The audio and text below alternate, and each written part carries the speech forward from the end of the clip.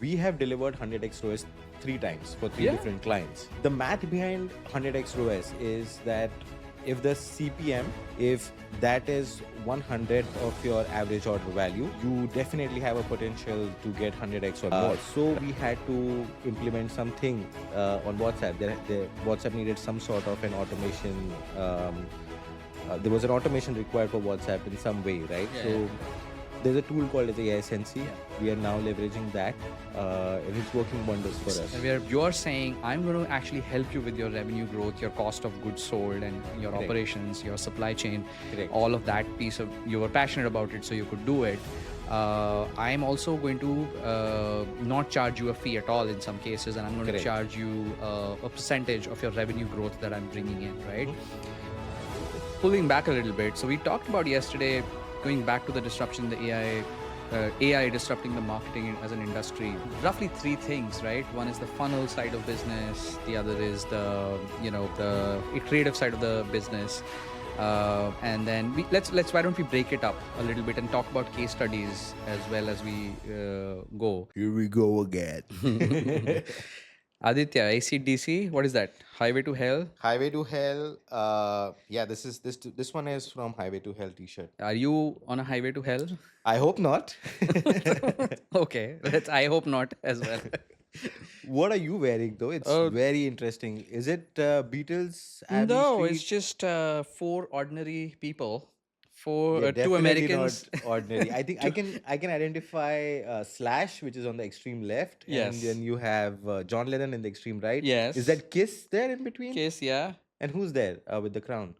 That's Queen. The Oh, band. it's Queens. Yeah, So right. two ordinary Americans and two ordinary British. Britishers. Yeah. Amazing. I love that T-shirt. Very interesting. Aditya, we met before, Yes. right? So we were talking about disruption in marketing. Yep. Specifically, you being a growth marketer, growth hacker. Yep. It's of relevance to you. Run a company. I have invested in your company. Yes. We talked about various aspects, but before we get into that, I want to reference some crazy numbers that people quote Sure. sometimes. And I don't want to talk, I want to know if this is just marketing talk or is this real?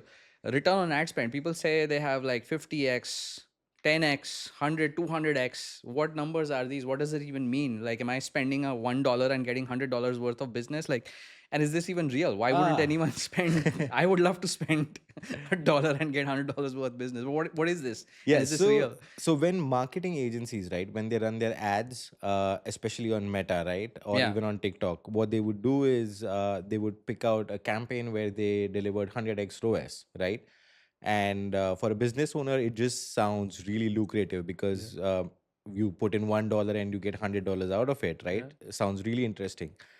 In fact, we have delivered 100x ROAS 3 times for three Yeah. different clients, right? Okay. And it's a very interesting story, Yeah. right? So the math behind 100x ROAS is that if the CPM, that's which is the cost of marketing, right? Essentially, cost per mile. If that is 100th of your average order value, you definitely have a potential to get 100x or more, right? So we were marketing for a company that used to sell Nike sneakers, Okay. right? And our average order value was about 16,000, right, in INR. Now for them, we were able to deliver 100x, 120x kind of ROAS, right? So on the campaign level, the numbers looked amazing, right? But when you boil down to actual margins, their margins were barely 3% or 4%, Yeah. right? So it's revenue that you're talking about. Exactly, but the net revenue, Yeah, because the cost of the product itself is very high, right? And they barely get to make anything in that scenario. The second time that we delivered more than 100x, we were actually running campaigns for a reseller who were selling Apple products. Okay. So iPhones, iPads. Yeah, high value product. Yeah. Again, high value product. And again, for them, the margins were 3%, 4%. That's it, right? Because for them, they are purchasing the product from somewhere else, right? So yeah, and then the cost of listing, everything accounted for. Then you have customer support because you're selling a high value product. So if you add everything, all the cost that goes behind it, the net revenue is barely 3% or 4%, right? but 3%, 4% of like a $800 product is decent money, right? Yeah. Then comes there was one more product which was in an absolute niche. Yeah. So this was in the pet industry. They were selling dog harnesses for the knees, right? Sure. For the dogs For the aging, knees. for the knees. So Okay. aging dogs have an ACL Sure. problem just like humans, Yeah. and for them it is much more painful, right? Because the Yeah. I know dog a thing can't about two move. ACL problems. uh, Okay. yeah, without touching that part. But see, with humans at least you can speak that you are in Yeah. pain, and you can actually take Mm-hmm. get go and get an x-ray done and stuff like that. But for a dog, the dog will just stop being stop Being running, active. Yeah. being Yeah. active and Yeah. everything, and that just causes depression in the dog, and it just complicates the whole thing. Yeah. So the client had a knee harness which would allow the dog owner to not get into a surgery, which is very expensive in the US, right? And the product was about $1,500, the cost of the harness, and the surgery would cost about 3 grand or more. And surgery may or may not be that effective, but the dog harness was definitely effective. At least the dog could Yeah. walk, go pee by Yeah. themselves, and Yeah. so on Yeah. and Yeah. so forth. So it solved a lot of problems. But again, for them, given that every dog is unique, the size of the harness was unique, right? So there was a lot of back and forth that used to happen, right, to get the best fit for the dog. So if you would accommodate the supply chain cost and everything and the customization cost, their net margins was also like 5 to 8%, Yeah. right? So yeah, 100x on advertisement Uh, sounds interesting. and it's possible, first of all. Yeah, Just it is it is definitely possible. possible, and it's Yeah, people who are not traditionally from marketing. I know what it is, but I'm not for marketing. Like, that's a lot of money. But agreed. But then it's nothing to do with you, with the margin of the product and the way they run the business. correct, It's up to them, right? correct. If it had a higher margin, they would have made more money out of it, right? Yeah, absolutely. Um, Pulling back a little bit. So we talked about yesterday, going back to the disruption, the AI disrupting the marketing as an industry. Mm-hmm. We talked about roughly three things, right? One is the funnel side of business. The other is the creative side of the business. And then let's why don't we break it up a little bit and talk about case studies as well as we go Sure. for the clients that we helped, right? So let's start with the creative side of the business, right? Where all of us, I'm starting only because it's very common. Everybody uses image generation tools, Correct. video tools these days. So you don't have the same need of a graphic designer as such, paying high dollars to them. You could do a lot in house, right? And Right. so why don't we start with that? So now that there are tools there where you can help that can help you cut down your creative costs, what does that mean for the industry, and what have you helped your client with? Oh, I just want to be very realistic here, right? Right. Because we're doing a podcast, and I don't want to give any false hope to Yeah. anyone, Yeah. right? So what essentially happens on the ground level is that before AI happened, we would test out, say, 10 creatives, Sure. depending on client budget, on how much they want to spend on creatives versus how much they want to spend on the actual ad spend, right? So we might test out 10 creatives, and out of that, we would expect a couple of them to be, your hit creatives. So in marketing terms, we call it killer content and filler content, Sure. right? Yeah. So you have two killer content and rest of them are filler content, right? And the killer content would be the content on which you would spend the maximum budget. Close to 70 to 80% of your budget would go on two creatives. Now with AI coming into picture, and we need less designers, Mm. what has happened is we are now testing 100 creatives, right? And the sadly, there are no, out of 100 there are not 20 creatives which are a hit, right? The number of creatives which are actually a hit are maybe 3 or 5, right? That's I mean, what has changed in terms of disruption is that you can now try more stuff, but what actually works still remains the same, right? Because the user behavior on looking at an ad and making the purchase, that hasn't changed much, right? You can just try different angles now. You can think about multiple angles of testing. Yep. So You don't need the subject in house. You don't have to keep shooting over and over over and and again. over Yeah. Yeah. again. Yeah. So that has changed. For e-commerce, what has changed is I can have the same model Yeah. who can wear all of my Exactly. inventory, Yeah. right? So that has changed. But overall, in terms of the actual cost of things, if you look at the overall marketing budget from the brand point of view, not much has changed, right? Because for them, all that matters is profits. Yeah. They don't really care how many creatives you test out. But for a professional who's into marketing, for them, yeah, the disruption has definitely happened. Sure. Maybe the photographer is not getting enough paid to Yeah. do Yeah. 100 clicks. He's probably clicking 5 or 6 images, and the rest of the work is done by the AI, Yeah. right? So that is what has changed Yeah. on the creative side of things. Sure.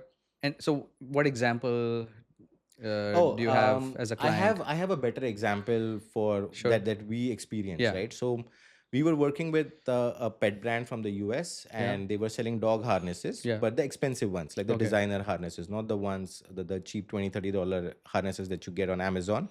So they were selling like harnesses which were $80 and above, Sure. Premium and product. premium product. Yeah. And the reason why we worked with them is because they were working on the repurpose harnesses, which means human jackets that were denim jackets which Yes, were I've made for seen. Yeah, I've seen humans, that. Yeah. and they had like rock band badges and everything Sure. on it. Yeah. They would repurpose that into stitching customized dog harnesses, rock band harnesses for dogs, right? Mm. And they had a lot of embroidery and designer stuff with to go along with it, right?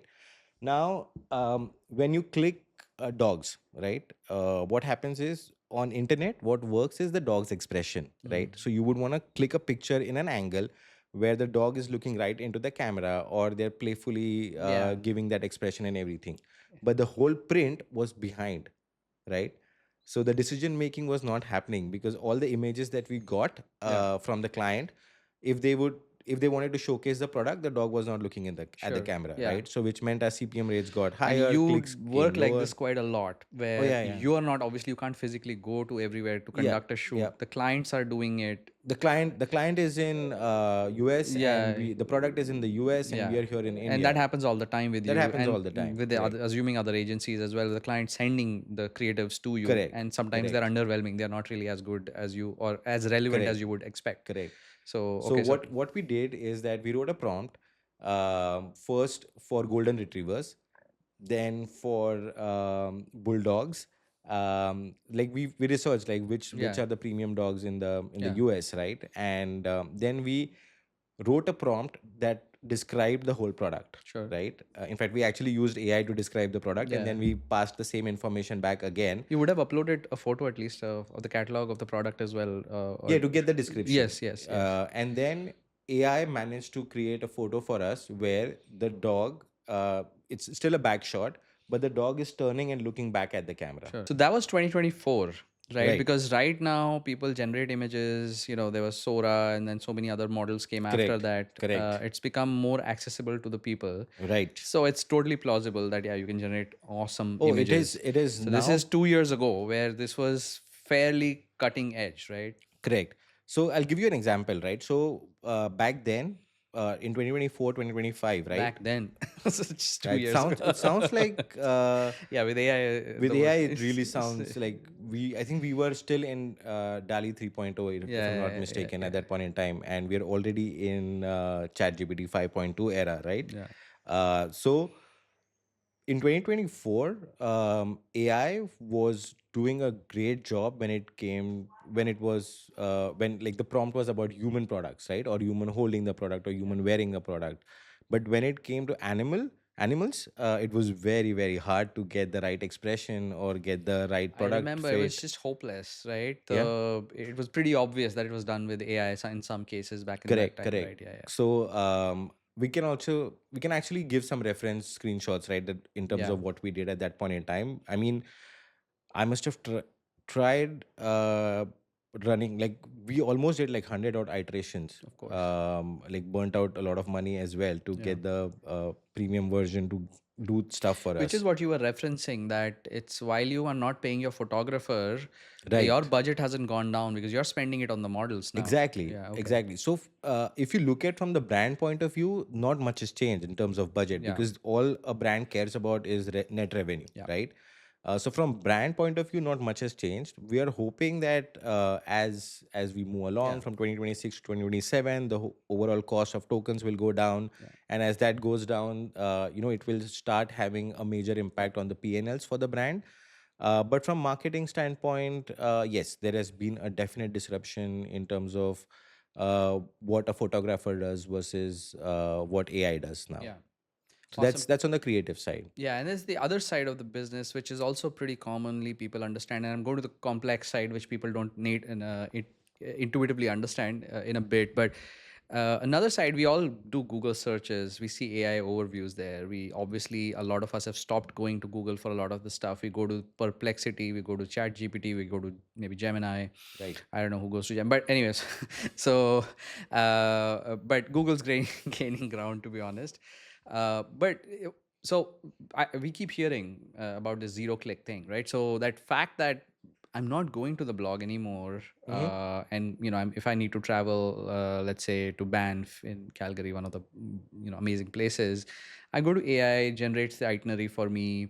It generates what is closed, what is open, kind of considering all of that factor. Right. So the person who wrote that blog, what's in it for them? Like they spend money in domain authority, in building domain authority, putting out so much content. Right. They had an SEO strategy. What does it mean for them then? So pretty much what happened on the creative side of things, like we are now testing 100 odd creatives, right? Instead of doing 10. Same thing has happened even on the SEO side of things, Yeah. right? So earlier you would publish like say 4 to 8 blogs in a month to get a decent enough domain authority if there was not enough search volume on that front, right? But now what has changed is now you would have to publish at least 40 or 50 odd blogs, right, to get to domain authority and domain relevancy. What we've seen as an example for, again, for a pet client who sells pet food, right? So they were into yak cheese. They were selling yak cheese chews, and what we did for them is we made them rank number one in the US for the category, right? And we did this when AI was in place, and we were using AI to write a lot of blogs for them. And it turned out what worked really well for us is they had a turmeric flavor yak chew, Yep. and so even like just like humans, dogs do face problems like coughing and Yep. all those things happen even for dogs, right? So, and it happens in a certain weather, and our which was essentially winter. And traditionally what, like, that's the difference between a growth hacking agency or growth marketing agency versus a normal digital marketing agency, right? So we analyze trends. So we we punched in our 2 year long data into ChatGPT to understand what are the different trends and when is the revenue actually shooting higher, when our margins are going higher, when the ads are actually effective. We understood that in winters, when there is snowfall happening in the US, right, our revenues were much higher, our campaigns were performing much better Yeah. in terms of overall numbers. So we did a deeper analysis on this, and we understood that what happens in the user behavior part of things, right? Now, because it's snowing outside, the dog is not stepping outside, Yes. right? If Yes. the dog is not going outside, the dog is much more anxious. So to keep the dog busy, the pet owners would buy yak chews, right? Because it was healthy and an effective solution. It kept the dog busy for say 4 hours in a day, right? Very easily. So we wrote a blog in for the cuff, right? Because cuff would happen during the winter season, right? So then that helped us build like a amazing funnel, and to our surprise, that brought in nearly $6,000 worth of revenue every month, right? Yeah. Because it is not just about average order value. Because if the dog gets used to the product, the pet owner is going to buy more product, right? And they might even subscribe to it. So our LTV started going up, right? Long term value. Yeah, long term value, actually, or we call it lifetime value, Lifetime whatever. value. It's the Okay. same thing, right? So the LTV started growing up, and eventually it cumulated to nearly $6,000 worth of revenue every month. And we were spending what, $600 to $700 in creating the content. Yeah. So that's like 10x sort of a revenue for the client. So yeah, I mean, things are changing for sure. Yeah. Disruption is happening for sure. But for the business, what matters is revenue, right? Yeah, and what I'm hearing from you is like you're no longer playing just the traditional role of marketing. It seems like you're just in touch with the founders. And I know you as before I invested in the firm, I talked to you about kind of business here, and what I really liked about your business model that attracted me as an investor was the fact that you're not approaching things as a vendor, right? You're just kind of Right. stepping in and kind of helping the founder out. You're a founder yourself. You have Right. invested in companies yourself. So you kind of understand what they're going through, Correct. stepping in the shoes of, helping with strategy, operations, whatever, right? Right. And that's where I kind of, open it up a little bit more as well, right? So it's no longer, you know, let's take a stance from the perspective of the companies. They can do a lot more given the Sure. tools out there, right? Sure. If they feel confident. When they hire a company to help them, they expect a lot more with fewer people at it, meaning at a lower cost, Mm-hmm. right? Like you said, photographers, like creativity, Mm-hmm. creative folks, or people who help with SEO. You're not going to pay that top dollars for to them what they used to, right? Correct. And as an individual skill set, it's also not like it's not as deep anymore, right? If you just do SEO, I don't know if you're really going to get hired that much given how much competition is out there, including from the tools themselves, right? Which cost Right. way lower. Right. Now, pivoting into the fact that you have chosen not just to as an agency to trim your staff down to like the bare bones basics. You're saying I'm going to actually help you with your revenue growth, your cost of goods sold, and your Correct. operations, your supply chain, Correct. all of that piece of you were passionate about it, so you could do it. I'm also going to not charge you a fee at all in some cases, and I'm going to Correct. charge you a percentage of your revenue growth that I'm bringing in, right? Mm-hmm. Now, with that context and the fact that funnel, which we have not talked about yet, in great detail, why don't you describe a little bit from your personal experiences as running different clients? How did funnel management and how you kept going deeper and deeper and deeper into the ops of the business of the? Are you okay? So sorry. This is water here. The more you try to control it, it just gets worse. Yeah, yeah, yeah.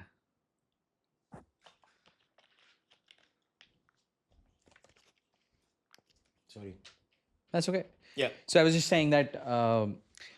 Why don't you describe the process by which you went in deeper and deeper into the business of your clients, right? And also, I think this is one of those clients that we ended up investing our own Yes. capital in, right? So why don't you Yes. describe like revenue share? Like I know you work at various models, revenue share, and then how did we get into the business of our clients with the Sure. capital investment? Yeah. So, what excites me really is that the the product itself, Yeah. right? So we are talking about Itusa. Yeah. If anybody wants to check it out, it's called itusa.in. Yeah. That's the product. They're selling popsicles, Yeah. Ice popsicles. Yeah. ice popsicles, and very interesting ones. So what I loved about the product is a there is a nostalgia, right? We all had Gola as a when we were kids in the 90s, right? So this is a different take on Gola. A, the size is smaller. Yeah. B, they're healthier. Mm-hmm. They're using all natural products. The water is clean and so on Yeah. and so forth. Third, there is less sugar in it, which means that craving you have after having your dinner or lunch, Yeah. right, is that to have some meetha, right? Yeah. This is less than 25 calories per Yeah. piece, Yeah. which is amazing. No other Indian sweet is less than 25 calories, Yeah. right? So I loved the product in general. Yeah. And we were experimenting in terms of we were giving it to kids. Initially, we thought moms would love it, and that worked really well for us. Then we did some music events, right? We did some gigs, and it turned out that the product is a brilliant garnish Yep. for cocktails, Yeah. right? And then suddenly adults Not got for kids though. not for kids, of course, and Okay. then suddenly adults got into it, Yes. right? And that worked in our favor. And how, right? Sure. Because suddenly the product is like we're getting orders for 100 Yep. pieces and so on and so forth for house parties, birthday parties, and stuff like that. So that just made me understand that the product really has amazing potential, Yeah. and we can actually do wonders with it. Yeah. So we then started. So initially, we started working with them like any other agency for performance marketing, right? That was the first entry level. Yeah. But Itusa just jumped the stage really fast and quick because performance marketing, it worked really well. We were delivering roughly about 4x ROAS for them, and there was enough margin in it. So we quickly moved to a revenue share sort of a model.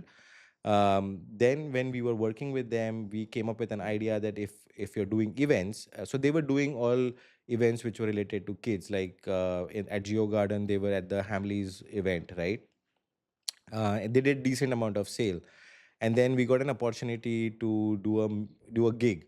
Yeah. And the first gig that we did, it failed miserably because Yeah. everybody wanted to buy alcohol, and we were not selling Yeah, alcohol, we were exactly. selling Yeah. ice popsicles. So it came across like it's a kids product, what is it doing in an adult event, right?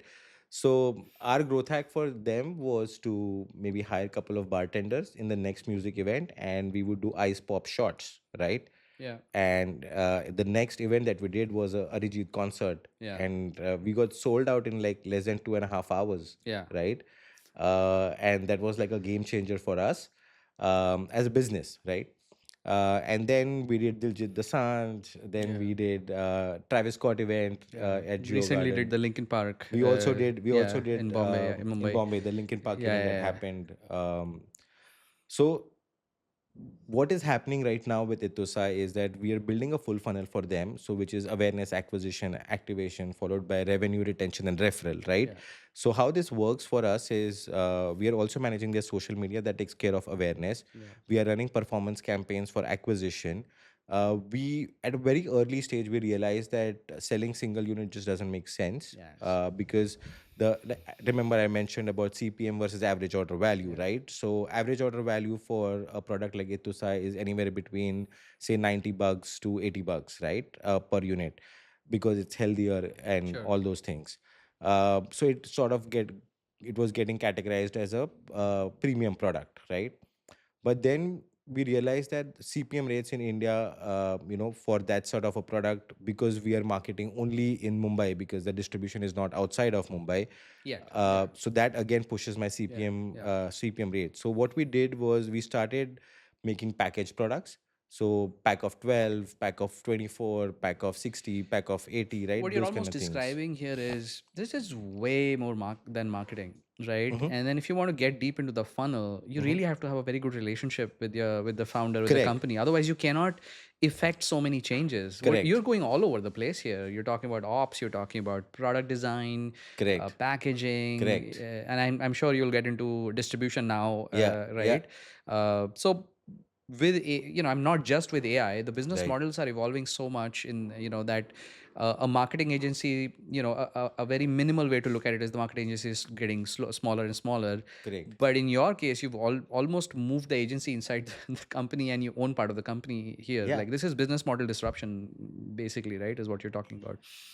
So it was the need of the hour, and we had to do it, Yeah, right? yeah, because what's the point of running a very small agency, and the Correct. margins will keep falling as an agency, Correct. regardless, because you're going to Correct. get paid more, less and less. Yeah, so maybe yeah, other areas, you run campaigns on what you were describing on social media. Yep. I So think you did the website also. The WhatsApp. yeah, we revamped their website. Yes. We got them to Shopify. Yeah. So the dashboard now invariably started acting as our books as well, Yeah. right? So it kept track of every order. Yeah. It kept Where it track came of from. Yeah. all the cogs. It kept track of gross revenue, net revenue, everything, Mm. right? Then we integrated triple whale as well, Mm. so that or all the sale that we were doing at the events could also come in, Yeah. and we could then keep a track of the overall business, not just campaigns, Yeah. right? In terms of our target audience, we moved we moved slightly away from targeting just moms. We started pushing into catering and all those things so that we could get higher order value, right? Sure. So now we are targeting. So now we are getting business from catering businesses from Rajasthan, Yeah. because suddenly what happens is the business is still hyper local, which means they are within Mumbai Yeah. As a nice region. lollipop, it would make sense, Correct. right? But if I have to ship like 1,000 pieces to Rajasthan, that Yeah. is definitely doable, Yeah. Yeah. right? Exactly. So we started exploring this side of the business, right? The B2B side of the business. And now, as of today, the B2B business is much higher than the B2C business, Yeah. right? Yeah. So yeah, it only made sense to get equity in that company, Yeah, and so which we did. you're talking to Tushar as an amazing person, and he's a very very passionate person. Someday maybe we'll call him if he's not Yeah. camera shy. But what we're talking about here is like us as a company, we almost can't call ourselves an agency anymore. It's like not only are we a growth hacker, as in telling people, telling our clients what we are going to do, but we are actually going to step into their shoes, work with them through their problems. You even run WhatsApp campaigns. Describe a little bit about that, if you Sure. may. Again, so this is like I told you, we built a full funnel for Itusa, right? So while we were working with Itusa, we realized that in the early stage of Itusa, when they were doing Yeah. all the events with kids, they would pass on their phone number to these moms, right? So if they wanted to get in touch, they can reach out to them via WhatsApp. Yeah. And WhatsApp is huge here in India, Yes, of right? course. Yeah. Businesses use WhatsApp for all sort of communication. And suddenly we reached an inflection point where there was just so One second. many. Oh, okay. I thought you asked me to stop. Okay. Okay, Yeah. so we reached a point of inflection where there were suddenly so many messages coming into Tushar that it was just physically impossible for him to respond to all of them, right? So we had to implement something on WhatsApp. The WhatsApp needed some sort of an automation. There was an automation required for WhatsApp in some way, right? Yeah. So there's a tool called as AI Sensi. Yeah. We are now leveraging that, and it's working wonders for And us. we are getting into the delivery business as well, quick commerce, which is massive in India as well, because Correct. the pin codes that your website gave you Right. in terms of where the orders are coming from, you can zoom into those pin codes, Correct. get invested in the dark stores, Correct. get listed in the dark stores. It's amazing. So I don't want to get too deep into this. This is not a Tusa marketing video, although do please try out if you want to try out, and if you're Bombay and you want to try out ice lollipop, crazy flavors as well. But coming back, taking a step back, what we're trying, as a company, we're trying to make sure that, or rather, you are trying to make sure that we don't stick to just one aspect of the business. So for folks who want to contact Aditya, we'll put a link in there as a landing Sure. page. We would love to work with companies, it seems, not just on one aspect of the business, but on a revenue share, perhaps, solving multiple aspects. Of course, leading with marketing. Correct. That's our bread and butter as a Yeah, I company. mean, in my experience, what I've understood is that most founders, they start a business because they're really passionate about the Correct. product or the service that they're offering, right? And it eventually gets in, and they get pulled into so many different directions, right? In terms of Yeah. distribution, in terms of marketing, in terms of managing, as soon as it starts scaling. And that's where most of your startups fail, right? Yeah. Because you are passionate about the product or the service as a founder, and you can't be expert at everything, right? So you need additional resources, and that's where we come into picture. So we provide these additional resources, and then if you do wonders with it, we eventually deploy some capital in your company as well, so Yeah. that you can scale much faster. Yeah. So from fee-based relationship to performance based revenue share to even capital, if it works out, right? Correct. That's amazing. I think that's what we wanted to talk about. Thank you for all the insights, Thank you and so much. maybe we'll go into deeper with some more examples in the next video. We might actually get in few founders that we are working That will with. be amazing. Like that'll be because the passion comes through. I know. Yeah. I remember meeting Tushar, and he's like describing the stick that the ice lollipop sits on, Yeah. and he spoke about it for 20 minutes. He was so passionate about the design of the Yeah. stick and Yeah. how it Yeah. feels on your Yeah. hand. The passion will come through. So thank you, Aditya. Thank you Pleasure so talking to much. you. Cheers. Bye bye. Bye.